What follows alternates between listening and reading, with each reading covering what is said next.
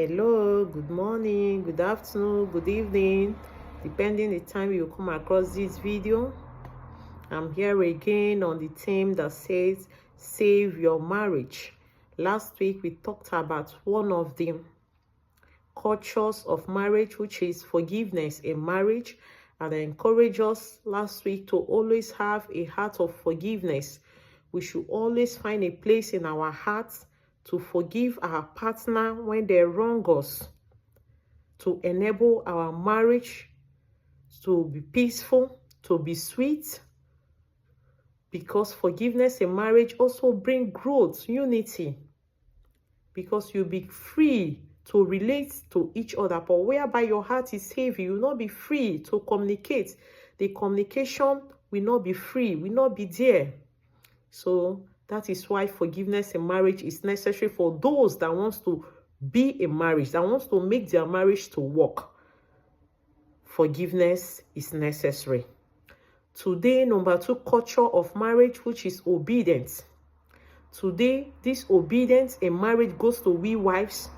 Obey before complain.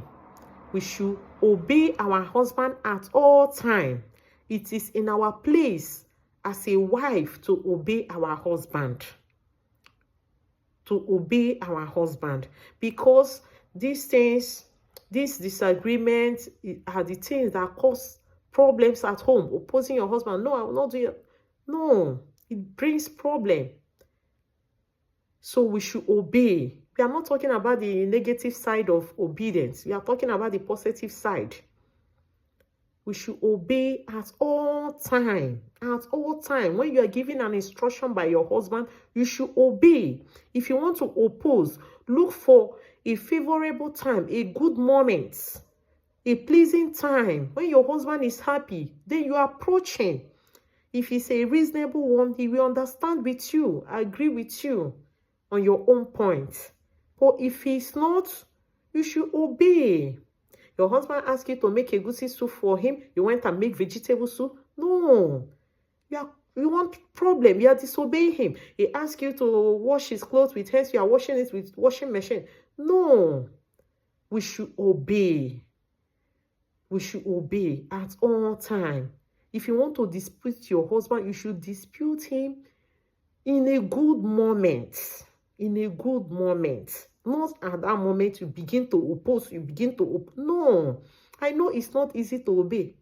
Myself, I'm also encouraging myself. It's not easy to obey. But for the sake of our marriage, on that positive obedience, we should obey. Having said all that, I pray that the good Lord grant us the spirit of obedience so that our marriage will be sweet, so that our marriage will last, and death do us part with our partner. Shalom.